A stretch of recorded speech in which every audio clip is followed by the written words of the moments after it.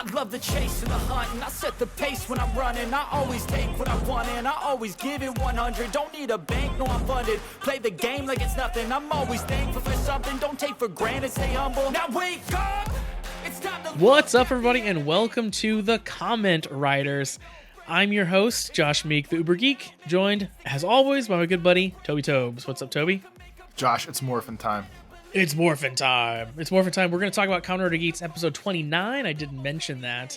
Yeah, you mentioned it's morphin' time. We are hot off the heels of checking out the TV Nihon April Fool's episode, which if you guys haven't seen that or didn't know that existed, you can find that out there in the internet world, which was very fun. They mixed up words for henshin, like it's morphin' time was one thing they put in. There was a lot of silly goofs and gags that they put in place of the actual words to an episode of Kamen Rider. So highly recommended as far as that stuff goes. Josh highly recommends it. I say watch a few minutes and go, this is fine. Yeah. Listen, if you have love in your heart and joy in your heart, I think you'll like it. But if you're dead inside and you only love Mickey Mouse like Toby does, then that's it. And you won't like it. No, you won't. But speaking of loving Mickey Mouse, Josh, yes, I was looking around my room while we're prepping for the podcast here, the radio show, the comment writing of each other. Mm-hmm. We write each other. I don't know. Okay, listen, the brain's just flowing right now. All systems go. Something. I have an important question for you that I was thinking about. Okay, I want, just for the hell of it, I want your top 3 Pokemon, because I have a bunch sitting around my room, and I want to share with you my top 3 Pokemon. Okay, top 3. Let me think this through. Mine are going to be like, all right, so here's the problem with giving you my top 3 Pokemon. I love them all. No, God, no. Fuck that. There are lots of Pokemon that I hate. But I have played every Pokemon game that has come out. Period. Like, I've played them all. Or I guess each generation. I haven't played every single, color that's come out, but each generation has come out. But I really haven't seriously played one of them for many years. Like I will like dabble in them, mostly not finish them for the most part. I certainly won't like min-max it and try to catch all the Pokemon. And I lately, of course, have not been learning the Pokemon names. So which like seems to defeat the purpose of the game, just for the record. Yeah. Which kind of shows like how much I really care about Pokemon these days. Cause like I said, I've played Sword and Shield. I've played, I don't know, whatever the stupid new one was. I don't remember any of like the new Pokemon names from that experience. I don't remember anything about that. They wash over me. I take them in as they're happening to me, and I don't remember anything at all. So my point is, my favorite Pokemon, the Pokemon I'm going to tell you right now, are going to be like, it's going to be super basic bitch, original 151. Unfortunately, mine are a fancy mix, but no deep cuts. Okay, everyone's going to know the ones I say. hang on. I can pull off some ones that are later than 151. I'll pull up some numbers. Maybe I'll save that one for the last. I think that's maybe my favorite. So my number one, because it was my very first Pokemon that I ever chose in Pokemon Blue that I got when I was a kid, is the Bulbasaur line. We'll say. I guess we'll pick the actual like Bulbasaur himself. But I really like that. Are you a plant starter for every game? No, definitely not. No, I'm a whichever strikes my fancy at the time. I gotcha. I have no allegiances to colors or to I don't know whatever those are called, energies. I guess if it's like the card game, I think they're energies. So yeah, in the card game it's energy. I don't really know what the elements. Maybe they're elements. I have no allegiance to elements. If anything, I maybe tend to lean towards the fire Pokemon, if there is one, because I think those designs often look the coolest. Like I really liked can't think of the name right now, the fire monkey from like whatever. That's Chimchar. Chimchar. I like Chimchar a lot. But I think Bulbasaur is my number one because he he's just great. There's really nothing. There's nothing bad I can say about Bulbasaur. He's a cute looking little idiot. He looks like he wouldn't be worth anything. I don't know. He looks like a dumb little plant guy, and he's great. Squirtle, Charmander, those guys look like they're going to grow up to something real. Bulbasaur looks like a dumb little idiot, and I think that's why I like him so much. So he's probably number one. Again, I told you, basic bitch, but it's hard to beat a Pikachu. I love a good Pikachu, especially like from the anime and stuff. That's the one you see a lot. Pikachu with Surf, legendary. Exactly. I grew to love Pikachu from a very early age because of watching the cartoon and stuff. So Pikachu's pretty high. So maybe Pikachu. And then the Pokemon that I have come to love the most, which I will say is my favorite Pokemon, which I looked up, is number 558, apparently, is Crustle. Crustle is great. Which one's that one? So Crustle is the giant bug rock Pokemon. So he's like a crab that's got a giant rock on his back. He's awesome. I'm without looking it up and cheating. I'm trying to visualize what we're. Here, I can send you an image while we're talking about it. But Crustle was actually in the Pokemon MOBA, which actually I ended up playing a weird lot of it. That's Unite, right? Yeah. Oops, that was the wrong link that I just pasted you there. But so that was pretty fun, and Crustle was in there, and Crustle is a fun character in that game because he's just a giant rock. He looks like a Minecraft dirt block on top of a crab. Exactly. He's wonderful. I love everything about Crustle. He's just great. I love Crustle. I love his cards from the trading card game. Those are fun. He's probably my favorite. He's not from the original 151. So there you go. I guess I'm not as basic as I thought I was. That a boy. So Josh, my top three with 2 honorable mentions. So top 5. Got it. Okay. They've evolved over the years, much like Pokemon do. So number 3, the classic Charmander. I think he was my first favorite. That little fire dog lizard little guy. Yep. And in the anime, when the rain came and his little tail almost went out, which apparently causes him death. That was sad. It seems like it would, yeah. So that's the parallel to the Bulbasaur pick for me, right? Yes. First one. Here you go. You imprinted on him from a young age. Because again, like that, the games started with us and our youth. Yeah. So all I had was the first 151, and he was a starter. So like Pikachu was kind of dumb, but I was like, this little dragon boy, he's the way to go. Yep. Or fire lizard, I guess is technically what he is, but whatever. He's a charred salamander. I love a good char on my manders. All right, that's a good choice. That's a good choice. All right. Number 2 is Vulpix / Ninetales. Because he's an adorable dog-looking fox idiot.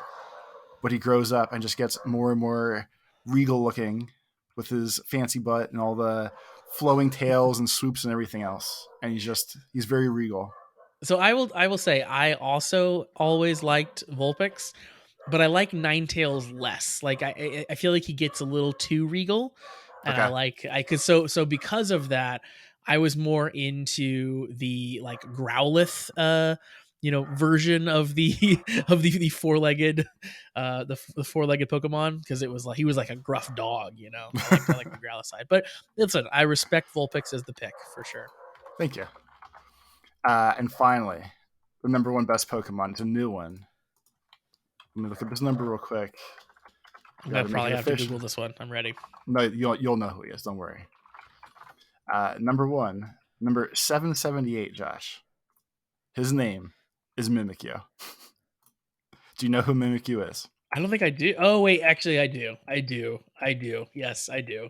Okay. It's like the creepy looking, like, I don't know. It's like a weird doll or something. It looks like a voodoo doll, kind of. Right. So the whole lore behind Mimikyu is it's like this little demon kind of thing that, like, it's one of like the most overpowered Pokemon, I guess, like in comic book lore, whatever the hell you want to call it, like written lore. Uh-huh. But all he wants to do is be loved. So his plan was, if I look like Pikachu, the most loved of all the Pokemon, I can get love too. So So basically, he's a little fourth wall breaking as well. yeah. So basically, he sewed himself a Pikachu costume, which is why it looks like a voodoo doll. Okay. And his best attack is like it's either like Mimikyu hug or just like giant hug or something like that. Because all he wants is love. And in the anime, he has his own episode where he sings a song about how he wants to give people hugs and wants affection. But I have Mimikyus all over my room, and I was like, that's what made me think of it to start this nonsense. That's adorable. That's very adorable. And the honorable mentions, that the names I don't remember right now. There's a trash bag Pokemon. Oh my god, that one's my favorite. That one's my like messed up favorite. Okay. And there's one that's just like a key ring. There's like 4 or 5 keys on a ring. Yep. But it's alive, and that one too is my like honorable mention. So I had pulled up the trash bag Pokemon, whose name is Trubbish, by the way, because after this, I wanted to tell you my least favorite Pokemon of all time. Is Trubbish? He's number 1. Second, with a bullet, is Vanillite. Are you familiar with Vanillite? It's either the candle or the chandelier, isn't it? No, those are bad too. So Vanillite is the ice cream cone. Okay. Yeah, this is when it started getting to like the weird territory of like too they're far. not even trying anymore. Like not just, even giving a shit. No. Yeah, like hey, like there's a bag of trash on the floor. Hey, we need 2 more Pokemon. Because here's the thing. The original Pokemon, the first 151, they were like real animals, like variations on real animals, and like sometimes they got a little weird, like Mr. Mime's a little strange, sure, but for the most part, it was like real animals.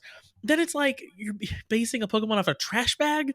Like how did something evolve to like know what a trash bag was to then like physiologically design itself around a trash bag? That doesn't make any sense. The same with an ice cream cone. Like this ran out of shit.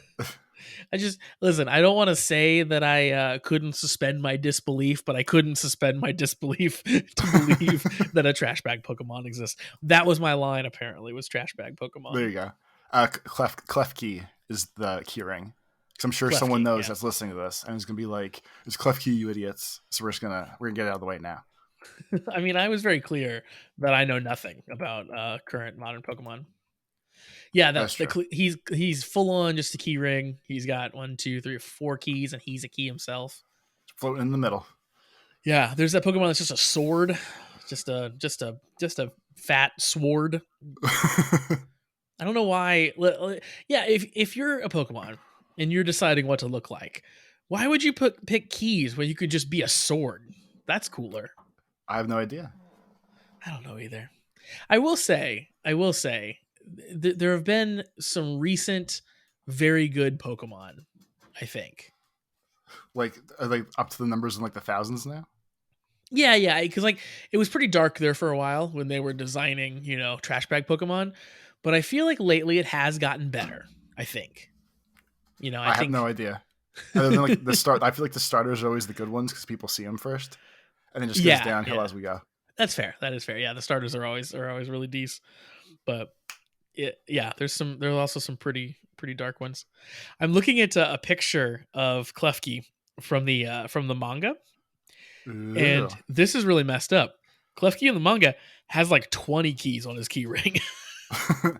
It must have evolved or something. Collect some like bodies. I bet there's very deep lore about why Klefki have keys and what the keys mean or something. Let's read their Pokedex entry. We're gonna learn here together. All right.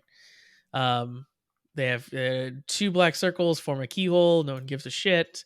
Hanging from the loop are various keys the Pokemon has collected. Okay, so he's stolen the keys. Got it. That's the easiest. I was hoping that it formed a key on its body every time a traumatic event happened to it or something like that. It was like it carried around its trauma like keys around its neck like it's an albatross. What a reference. Oh, Pokemon. Pokemon's pretty good. So Ash is not the leader of the Pokemon anime anymore. No, after like 2,700 years, he finally graduated out or won, and then everyone got upset. And did you watch? Have you watched the last episode or him leaving or anything? Do you know anything about it? No, I just know he left. Like I just kept up with the Same. Yeah. The internet lore, I guess we'll call it. I'm curious as to like what his out was. Like, because like you said, 20 years of doing this, adventuring out on his own, being a young boy, seeking Pokemon. Do they just send him off to college? I wonder what the outro was for Ash. I'm just curious. Wait, let's see. I have to seek that episode out and see. We'll handle it for the people here now. Oh, we'll get a live look. We'll get a live look. He was a central figure of the Pokemon anime. That's true. Starting in 1997. So long ago. So for 25 years, he was a 13-year-old boy. I mean, maybe got like 16 or 17 by the end. In 2019 was the first time he ever actually won a championship. And that was a huge deal back then. Never give up. I'd say that's a good thing to teach the kids. That's true. If you're really bad at something, keep doing it over and over again. Toby, speaking of that, I won't cut you off yet, but put a pin in it. I have a story to come back to. I guess they basically just let him finally win. Like I only found like a general article about this, but there's no like real good summary of how this ended here. It just says like winning provided the culmination of an arc in a franchise. Okay. So I guess he finally like won the big game. Well, good for him. He won the Super Bowl. Made it to the Super Bowl. Now. And now, I guess Bud Light's calling for a sponsorship. Oh, Jesus. Take your pin back out. What was the joke? All right. Well, first of all, the old men pouring their Bud Light out on the internet for the past week has been lifeblood for me. There's nothing more the sadness. There's nothing more hilarious than an old, out of touch man going to the store to buy hundreds of dollars of Bud Light only to shoot it on camera or pour it out on camera. Just beautiful. Just no notes. Perfect. Keep it going. just the most ridiculous. There's nothing better than ruining your own product that you've already purchased or going and buying more of that product to try to show how much you dislike a company. That's great. It's good stuff. Yeah, it's like a reverse boycott. It is. It's free advertisement and just some free just purchasing. Yeah, that you're giving them. Anyway, so speaking of trying something over and over again until you finally get it right, even if you're clearly very bad at it. You familiar with the film Rudy? Yeah, it's classic. Okay. It is a classic. It's a great movie. It's about basically a guy who, really didn't have a lot of athletic ability, who ends up, being let on the football team, right? And then he gets like one touchdown or something at the end, like that's the big celebration or something, if I remember right. So in Rudy, the whole premise basically is like, hey, if you love something, you really care about it, and you give it your all, eventually it'll work out, right? He was too small to play football, but he got his big break in the last game and it didn't matter. That's the moral of the story. Well, exactly, right? That's the thing, is it didn't really matter, but he still got to do it. He still got to live his dream. But like the takeaway most people have with that is that yes, like perseverance, right? Perseverance got it through. My first job that I started out of grad school, during our orientation, they was a football player. No, they brought up Rudy, and their example was like, yeah, Rudy really should have like went to do something else that was more in line with his strengths. He really shouldn't have kept going. I'm like, you're really gonna sit here and tell me that Rudy was wrong? So that's a hell of a flex. It was an incredible like, wow, there's nothing more like demoralizing than saying like, no, don't live your dream because you suck at it. Go do something you can realistically do. I don't remember anything else about that orientation, but that one certainly was drilled home for me. One time, it reminds me, and then we'll do the official break into the actual show. One of my jobs a while ago, the job like for the entire company was becoming worse and worse because like they kept laying more and more people off, and the vibe was we'll just pick up the slack for the people that are missing now. Like no one had a real solution other than just do more work and hope for the best. We had a all IT meeting, and the manager guy or one of the higher ups was like a dumb WebEx where like you could type in anonymous questions and ask shit.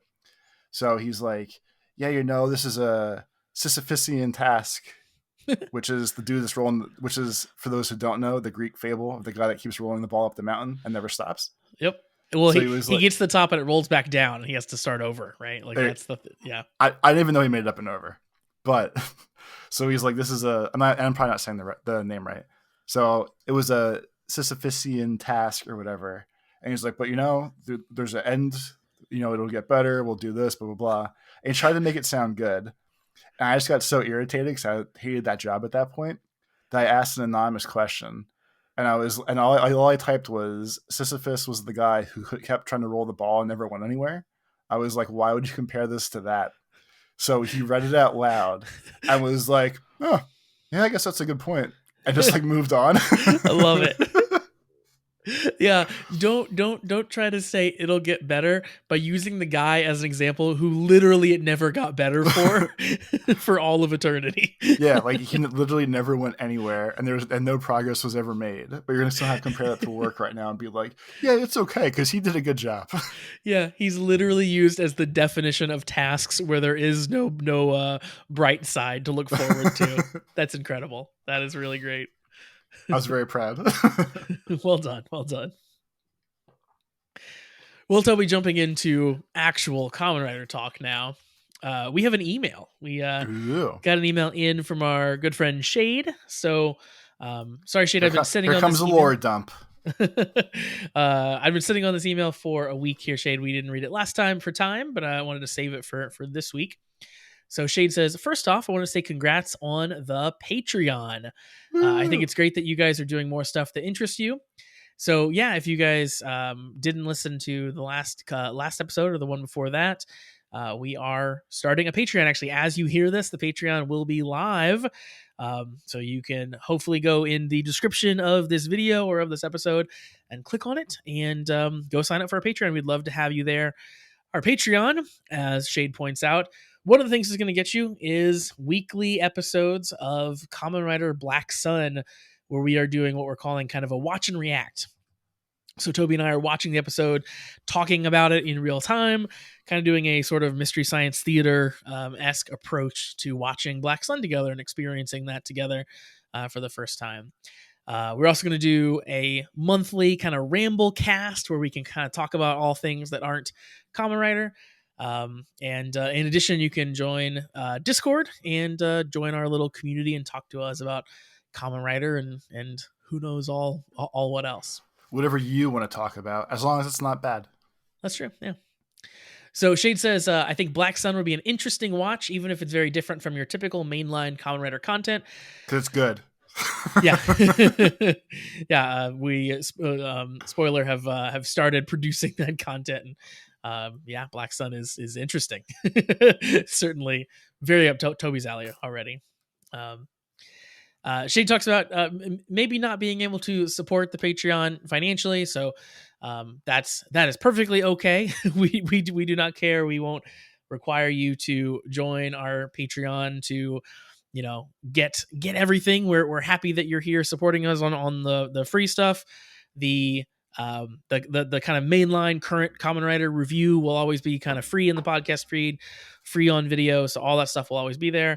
Patreon's just bonus stuff if you really like us or really hate us and hate yourself too, I guess. You can get a little bit more. But we're happy you're here either way, Shade, whether you're signing up for the Patreon or not. So thank you very much. Shade says, I will try to provide any fun facts, trivias, or my thoughts as much as possible all along the way, nonetheless. Shade, so just so you know, I'm going to steal any emails you write to us.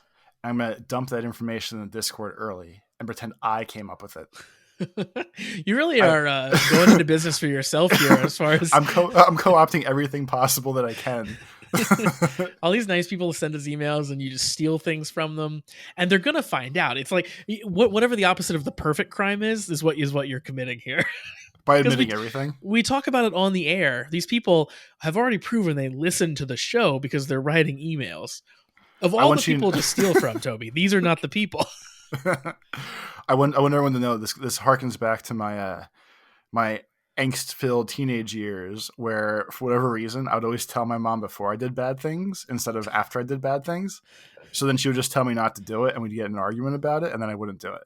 So this is really the same thing where I'm preemptively telling everybody I'm taking your stuff instead of you finding out later. So that's really like nice of me, I think. So everyone write in and say swiper no swiping, and then Toby will stop doing it. Yeah. Shay says, firstly, I need to point out the fact that throughout the entire spy game, so the the period here in Kamen Rider Geats where there was an imposter, where there was a disaster, throughout the entire spy game, you did not mention the words Among Us even once. Shade says he went through all the videos to check, and the closest that we came was saying imposter. So he says that's an amazing achievement considering many Among Us jokes were being made throughout the community while that arc was still airing. So yeah, Toby, congratulations to you and to me. We didn't make the easy Among Us joke throughout that entire arc. I don't steal everything. I don't steal the easy stuff. I steal the hard stuff. It certainly wasn't that you didn't think of that comparison the whole time that part of the show was airing. You know, I don't have a good answer for that, but maybe. Shade also tells us that last time we talked about the Kamen Rider Geats recap episode. He gives us a little background of kind of the reason that they do a recap episode is because the Sentai equivalent, so they air kind of back to back. So Dawn Brothers, the Sentai their finale was airing on that day. So recently, I guess it's become a trend that Rider and Sentai do a recap episode when the other show is having their finale. And I guess, according to Shade, the Dawn Brothers recap episode was actually pretty fun. The team sits down and they decide who the MVP of the team is, which is what caused them to sort of look back over the show to figure out, who the MVP was. Interesting. Shade also tells us that it might come as a shock, but Baroba's actress is only 15 years old. See, I did know that because in general we make dumb jokes, and I was informed that she's 15, and I was like, because she posts fun things on her Instagram too. Okay. And I'm like, I feel like I can't look at it. Like, it's not that it's bad stuff. Like, it's like Kamen Rider stuff and all that. But it's like, it just seems suspect as an almost 40-year-old male to follow a child on Instagram. It is pretty weird. And yes, you and I are relatively old men compared to these children, apparently, that are acting in this TV show. I feel like they dress her a little weirdly for a 15-year-old too. Like I want to be like, you need to put on more clothes. We're not going to let you go out of the house like that. As someone who has a kid. Yeah, exactly. The actress recently graduated middle school about a week or two ago at the time of Shade's writing, about the same time that Gene's actor was graduating high school. So crazy. It's crazy how little they all are. Like, yes. In all seriousness, they're all babies. Really, really wild. And then Shade tells us that Kekara's actor previously played the character Dark Mephisto in Ultraman Nexus and the captain of the Special Forces team in Kamen Rider Amazons. So Kamen Rider Amazons, plural, is the kind of precursor to Black Suns. So it's the very adult-oriented, made for Amazon Prime Kamen Rider spinoff show. So the one that came up before that. Yeah, I want to get into Ultraman. I've loved every bit of Ultraman that I've watched, which is mostly the old stuff. Because I don't know if you've seen any Ultraman at all, Toby, but it's kind of... It used to be on TV here when I was a little kid. Oh, okay. Like one random season at like 6 o'clock in the morning on Saturdays. Yeah. But like, it always looked cool. I mean, it's just like solo person Power Rangers, or I guess maybe like Kamen Rider 2, where it's just like, it's this guy that can like tap his chest and grows real big and then shoots a finishing move to kill monsters and all the good stuff. The thing that I love about Ultraman, so I like Godzilla and stuff too. It's very much Godzilla, but with a more humanoid figure, really, where he grows big, and then it's just like these like miniature sets and stuff where he's like over top of buildings and mountains and stuff. But the thing I love about Ultraman is just the wild abandon with which the Ultraman suit actors pull off like professional wrestling moves on all of the monsters they fight. Like, there's not an episode of at least original Ultraman that goes by where you don't see a monster getting like freaking suplexed and like belly to back and like body dropped. It's insane. Like Ultraman's big finisher most of the time is like a drop kick. It's just a full on flying drop kick. It's great. Like they definitely really lead into the Ultraman is just gonna pro wrestle this guy until he dies, and I'm fantastic. very here for it. And then finally, last couple things that Shade tells us, which is actually, it's funny that he links this because I also kind of went down this path recently. So Neon, of course, is an actress and has been in a couple other things.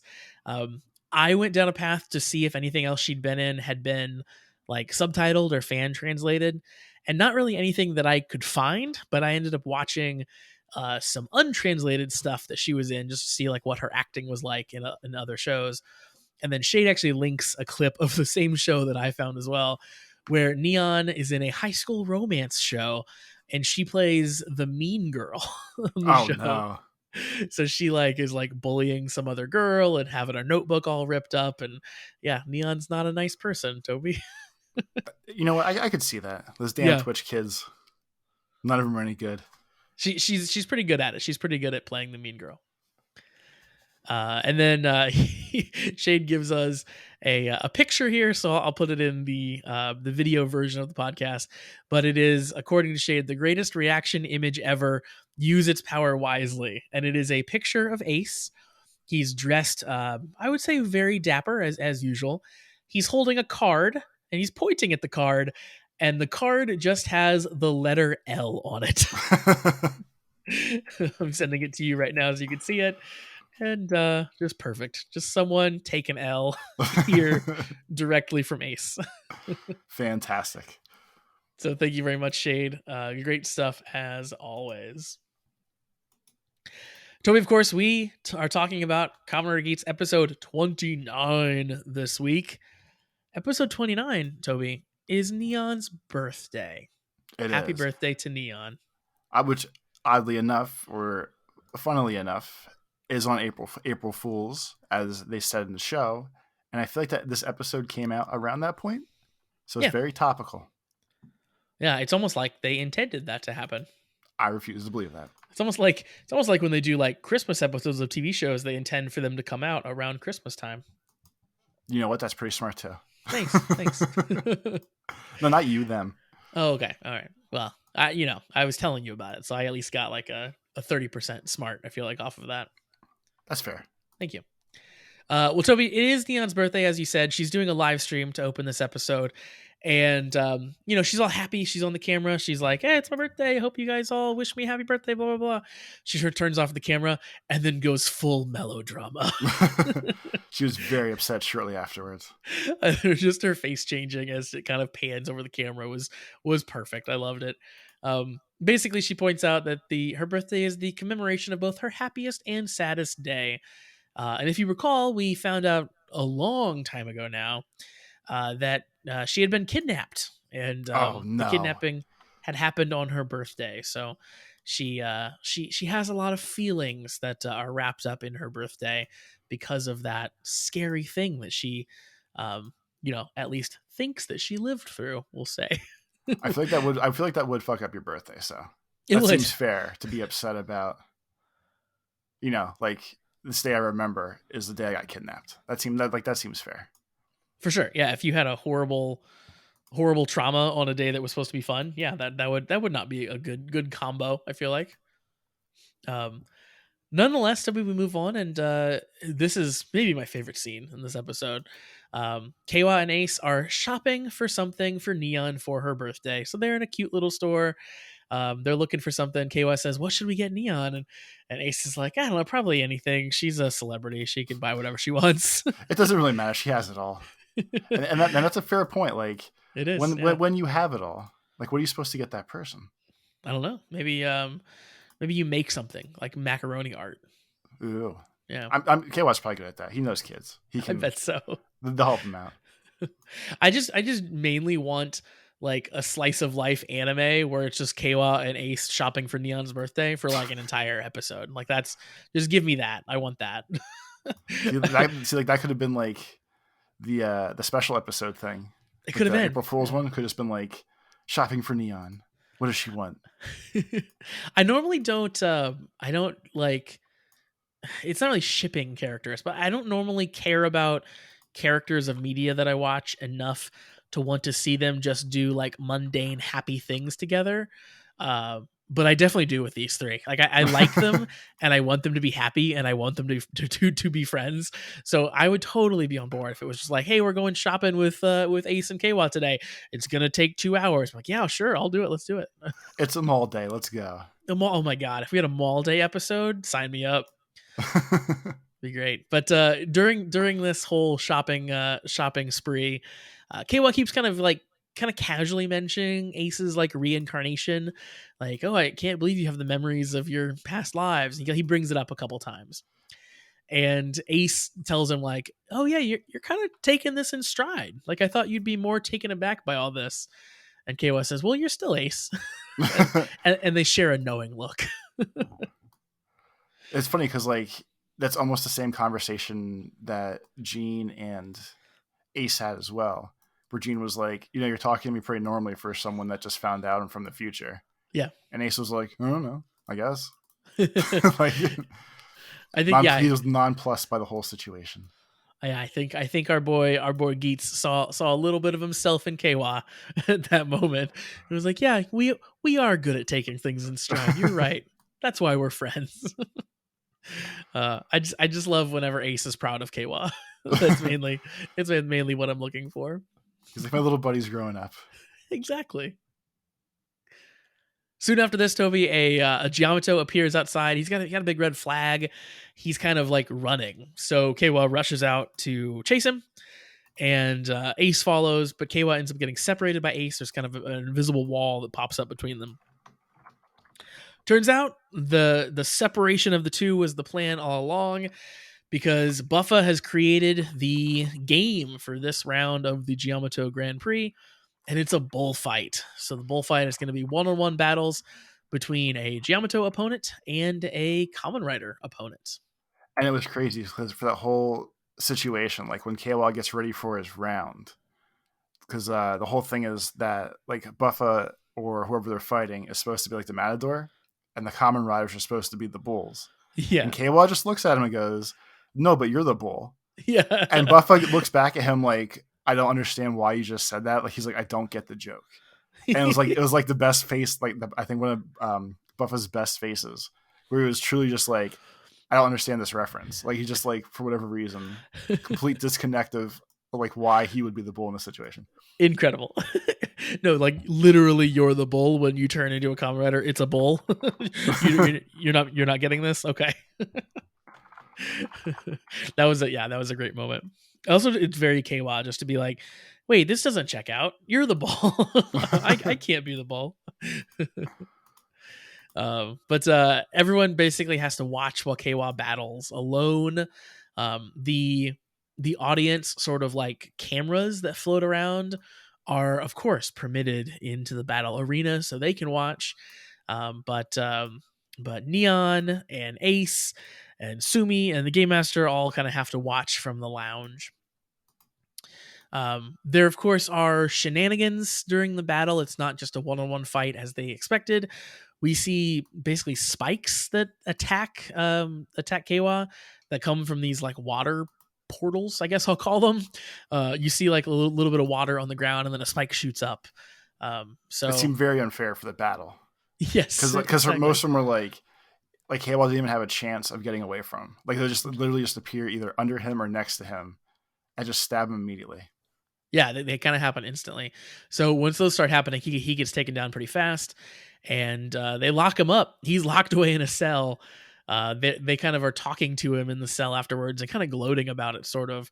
But I think the interesting part there is Buffa's kind of upset about Baroba messing with his game. He wanted the purity, I guess, of the 1v1 combat, and Baroba's putting her thumb on the scales a little bit to make sure that the Giamato win. And it's funny because like it truly keeps up with his tradition of like all he really wanted to do was like win, but he wants to win like legit the right way. Like there's no other options for him. Like he's tired of all their extra bullshit of like, no, like stop screwing around. I really just want to, like go out here and win the right way. And if I'm making the world for myself, like I'm going to earn it. And you're pissing me off with this now. All Buffa knows is fight. And yeah, Buffa would prefer to fight. That's pretty much what it boils down to. Um, we move on and get a little bit about Neon now. So the episode really takes a focus, of course, on Neon with the revelations that we find out here. But first, we see her supporter, Kyun. He is clearly has a present for her birthday. He's kind of approaching her from behind, but he starts to get shy. He starts to leave, and she notices him. So she sees that he's there, and he instantly goes into like mean boy mode. He hides the and it's funny present. because like he in that whole scene, he walks over all like happy as shit to give her the present on her most miserable of days. She's excited to get a present, and they both have like big stupid smiles on their faces until literally they start talking, and then all of Yeah, a sudden like he's the biggest asshole ever, and she fucking hates him and everything else. he's terrible. Yeah, I can't stand him still. Um, yeah, he's a jerk. He like tells her like, "Well, I wasn't looking for you. It's just happenstance that I'm here." I saw this Um, present. Oh no. so then Neon calls him out. She says, "I know that you're my supporter, Kyun." So she'd figured it out. Go Neon. So they go to his audience room, and basically she's yelling at him is the next thing we see. And she's saying, like, you're so sweet in your letters, but you're salty in person. So which person are you? Are you sweet? Are you salty? He Stop gets being a all jackass. yeah, he gets all in a huff. He says obviously he's not the sweet person. So then she says, "So you're just bullying me for fun?" And she storms out, and she's like, on the way out, she's like, "You suck." as she's rolling out. So I was happy that she got to like tell him off. Like because I was the second that she said like, "I know you're my supporter," I was like, damn it, then she's gonna be like, "You say all these things, but you're really sweet. I love you." So I was happy at least in this It's moment. finally gonna happen, and then she at least swerved us for like it's not gonna happen. Yeah, like she still might come around on him, but I'm really glad for her character arc that her first reaction was like, fuck this guy. Like I'm being manipulated here. Kyun is distraught at this point. Toby just doesn't know what he's doing. He's out talking to some flowers. He's like, my stupidity finally got the best of me. Exactly. While he's doing this, Neon's dad finds him and basically invites And he him to talk. and gets to make his crazy serial killer face multiple times this episode, but this is the first one Oh my where he just god. gives him the dead eyes, and he's like, "We're having the, you're taking my daughter out conversation," basically. Yeah, his proposal here basically is like, no, you need to try harder to date my daughter because I want to make business connections with people from the future. That's his whole pitch. His whole pitch is like, you can have my daughter if the Karama Zaibatsu can, have some connections. Insanity. That's his whole thing. He he obviously acts like a crazy person there. But then, Toby, it gets even worse. I would Ace. say it gets better, but go ahead. Okay, well, all right. Ace finds Neon's dad in a warehouse. So he goes into this warehouse. He's got this bouquet of flowers. Ace kind of follows him in. The dad leaves the bouquet of flowers on the floor, and Ace is like, "Well, that's not where those flowers go. Look, you've got a daughter who has a birthday today. What are you doing? What is this?" And of course, Neon's dad gets really mad, says, "Pretend you never saw this. As a supporter, I can basically revoke your Kamen Rider ability. So, leave it alone." And it's And funny with that comment. Like, it seems silly to me. Like, sure, I guess they can. That seems fair. But like, it seems weird to me that like, if you have that option the whole time, like, why wouldn't you just try to get everyone else's revoked? Like, if you're backing somebody, just cheat and be like, no, Buffa shouldn't have a driver. Let's just take it away from him. I like the idea. I'm sure that that was maybe bluffing. Like, I don't know if he actually does have that ability, because like the game master certainly didn't have that ability, because the first game master hated Ace so much he wanted him to die, and couldn't just take his buckle away.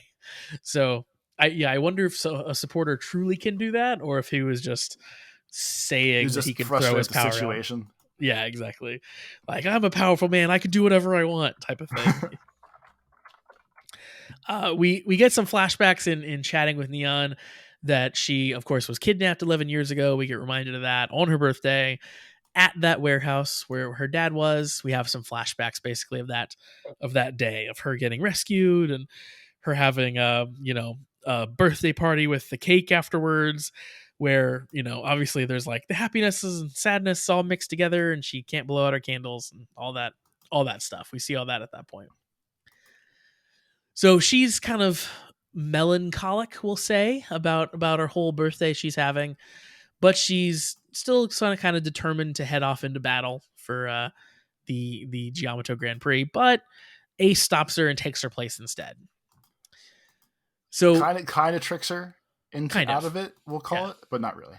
Like he just kind of, as always, he geetsed it up, and he like knew what was happening before it happened, and then just kind of like rolled with them. It was like basically like if you picked her up by like her like you pick up like a kid, like you're picking him up and moving him behind you. He basically picked her up and moved him behind her, or picked her up and moved her behind him, and I was like, "Yep, the wall's coming right in front of me. I'll see you later." Yeah, it's great. It's in perfect ace fashion. Knows exactly where the wall is going to be, is ready for it, and then also knows like that he did need to take her place because there was going to be shenanigans. Like, yeah, like has it all figured out. He's good as usual. Baroba, of course, is very upset about this because she had a surprise for Neon that she was going to spring on her. She still decides to do it because she knows that the thing that she says will make Neon upset enough that Neon probably won't be able to win her next fight. So Baroba starts explaining her air quotes surprise. We don't hear all of it at first, but they cut us off and they're like, "Hey, just guess what happened." Exactly. We see that everyone is kind of shocked about it, and like Ace is pissed. Like you can just see that he starts fighting harder. He just like he amps himself up after hearing it. Meanwhile, at this exact same time, Neon is in an audience room. There are a ton of presents all around her for her birthday that clearly came from like audience members and supporters.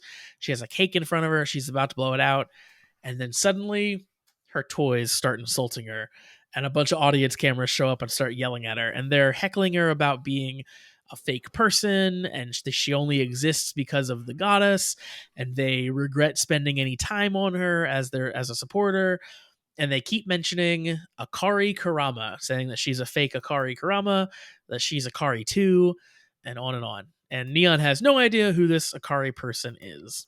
As none of us do. No, as none of us do. It wasn't a name that I still understand. We actually just don't know. Yep, exactly. So our big reveal, of course, that Baroba lets the world know is, and kind of coming out of left field here, is that Akari Kurama was the real Kurama daughter. She was the one who actually got kidnapped 11 years ago, and she was killed during the kidnapping. So after that, Neon's dad was like devastated. She obviously his daughter died. The mom was devastated. The family was clearly just completely distraught.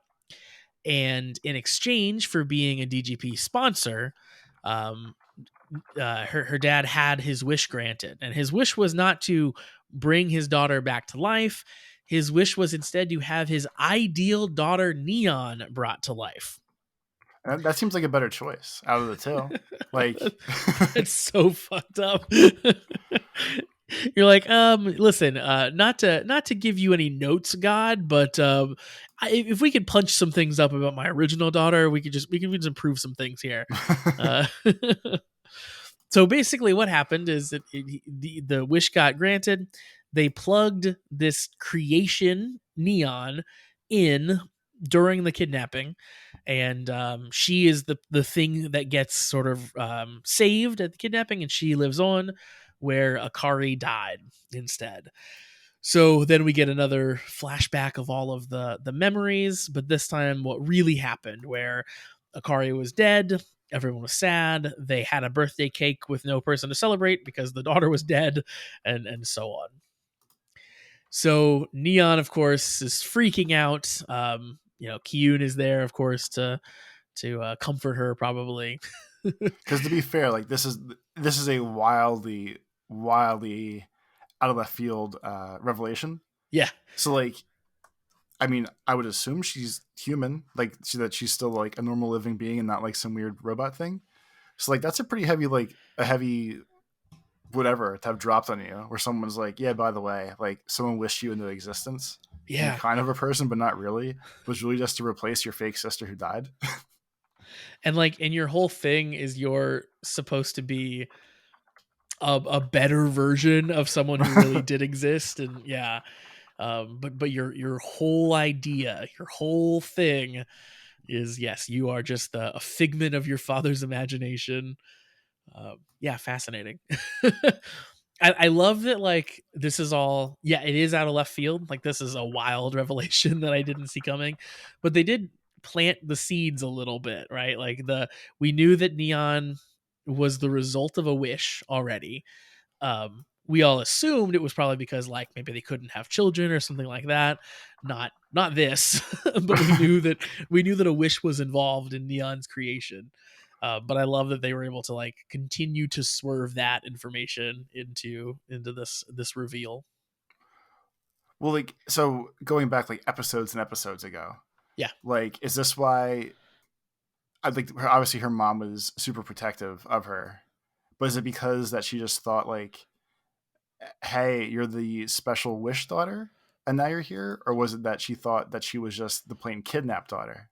And now Yeah, they're so there. it's not clear whether the mom knows that she is the like replacement wish daughter, because it seems like for the rest of the world, um, they've basically erased all memory of Akari. So like that the news reporters don't say like, oh wow, we don't know what happened to Akari, but here's this new person Neon that we didn't know existed. Like, at least as far as that stuff goes, it's like she's saved, she's back. So my guess is that Neon's dad is the only one who knows that he wished her into existence, and everyone else assumes that she existed all along.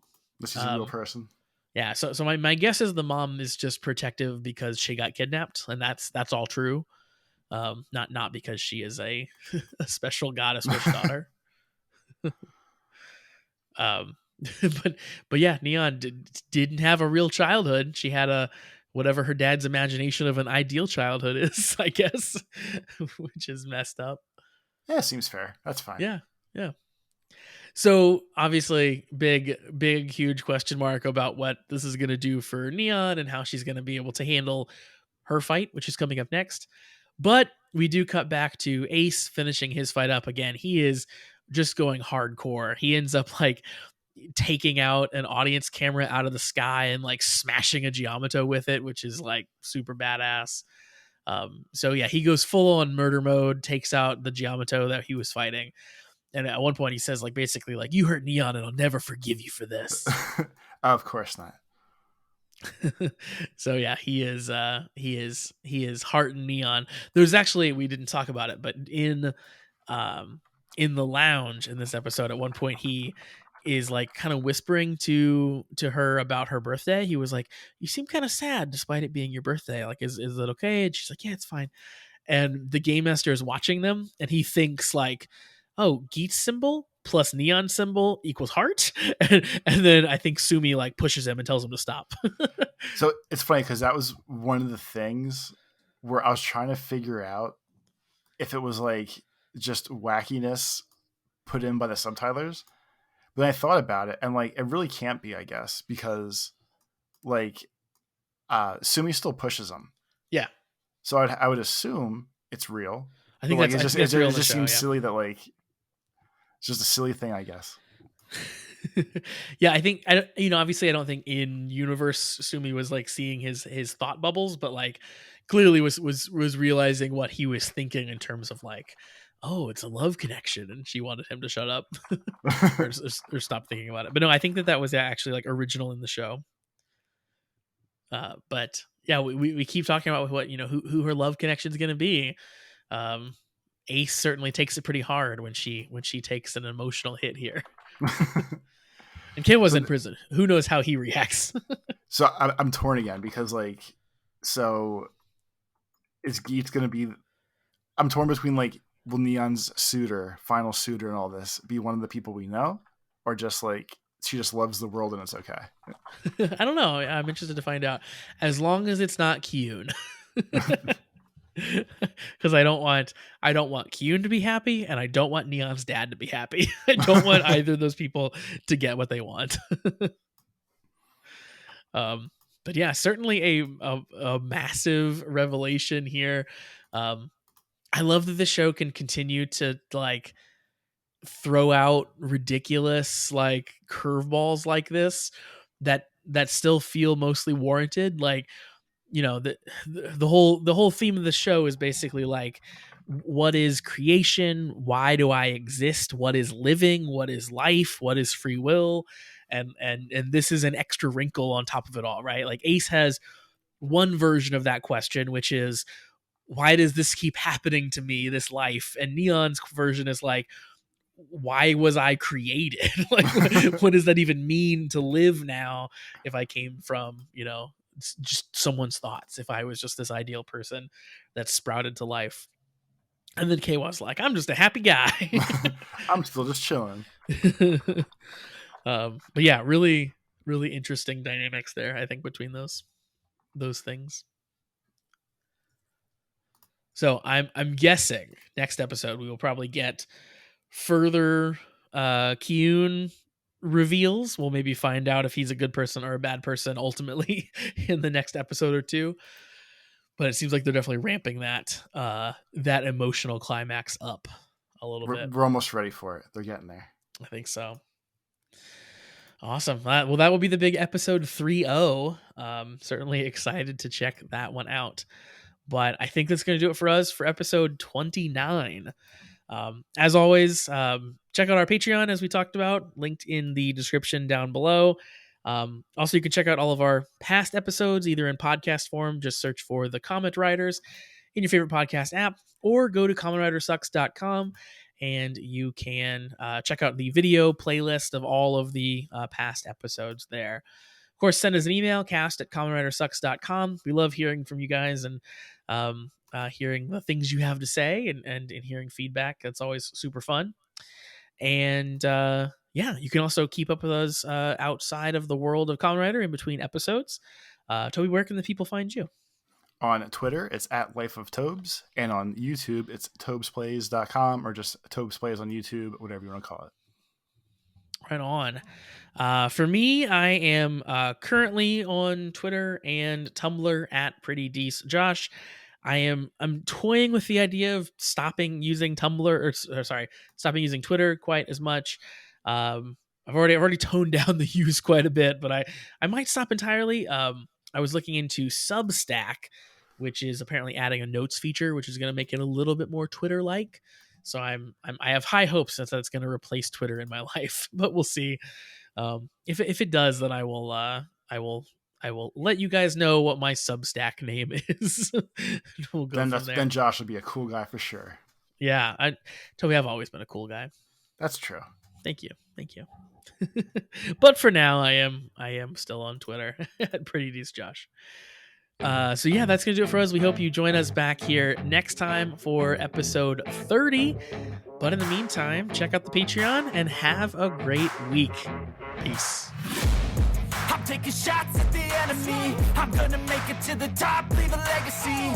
If I got something to say, you better let me speak. Turn it up a new degree, bitch, you ain't seen anything. I pop off with the new rock, electric.